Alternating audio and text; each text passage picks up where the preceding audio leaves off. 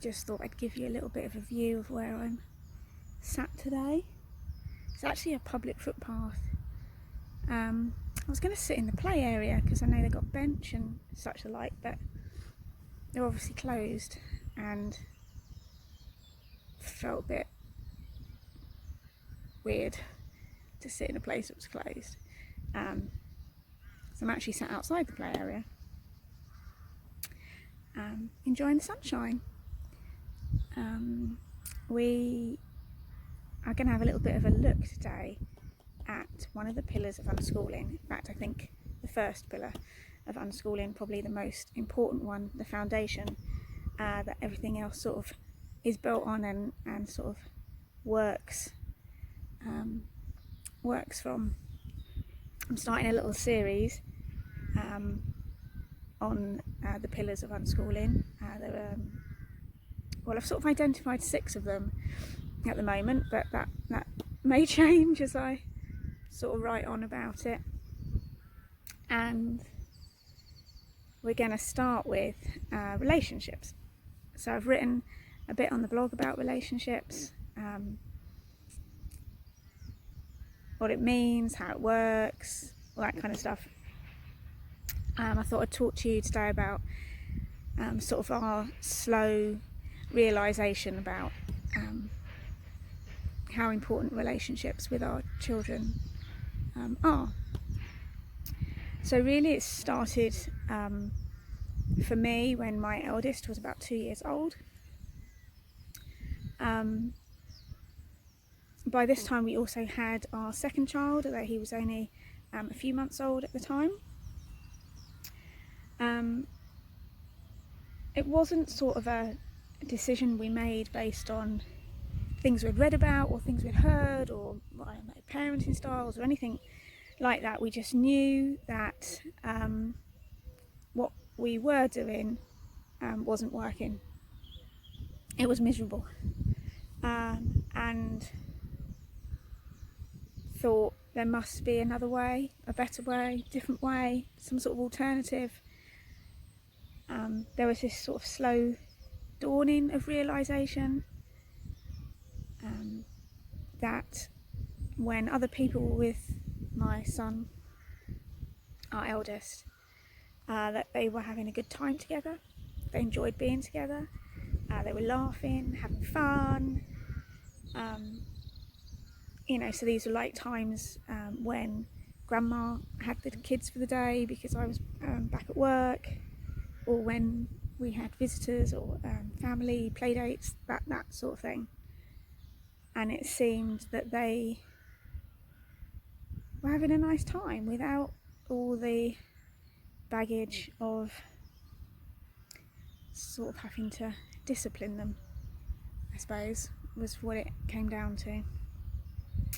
At the same time, I had this baby that had not responded to sort of schedules in the same way that our firstborn had. It was a lot more of a struggle. It was actually impossible. And I really wasn't willing to go as far as the literature suggested and sort of break his spirit or keep going until we had won.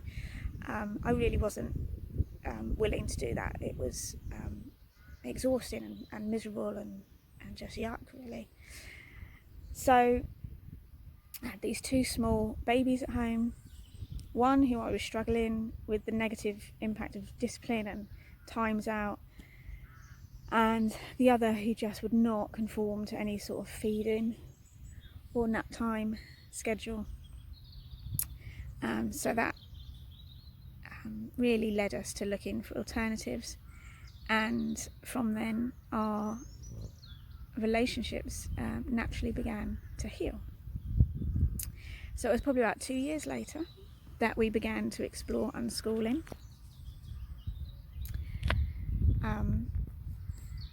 And whilst I had approached it sort of confidently from an educational point of view, there were also many areas of our family life that fitted too. And although the idea of prioritising relationships sort of resonated with me, it took me, more than a while really, to understand that actually this was the primary importance, and it's why unschooling is successful, why it works. Prioritising relationships is actually more important than any of the educational sort of stuff.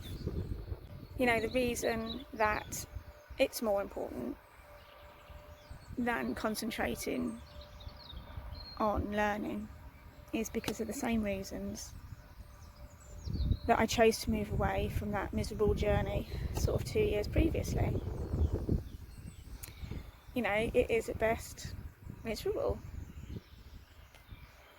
when our relationships are strained, and you know, beyond that, it creates feelings of dissociation or anger or resentment, anxiety, and in extreme cases, you know, fear. So under these situations, learning is impeded. It does happen somehow. As humans, we do continue to learn to some extent, but it can't flourish, and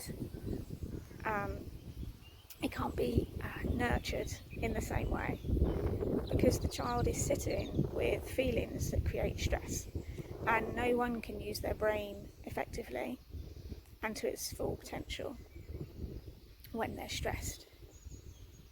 When children are in an environment that is stressful, they can't express their true selves, and it creates in itself a whole host of other issues that are really at odds with unschooling and with learning. So when we prioritise relationships, we trust our children. When we understand their developmental pathways, when we guide and support them lovingly, when we watch and listen to what they are telling us, when we're able to respond by being gracious and kind, when we're available with our time and our resources, when they are our priority and our connection with them is our priority, when that relationship is paramount, then we subsequently create this environment where learning can flourish, because our children are happy and confident and safe. I've written more about how this works on the blog.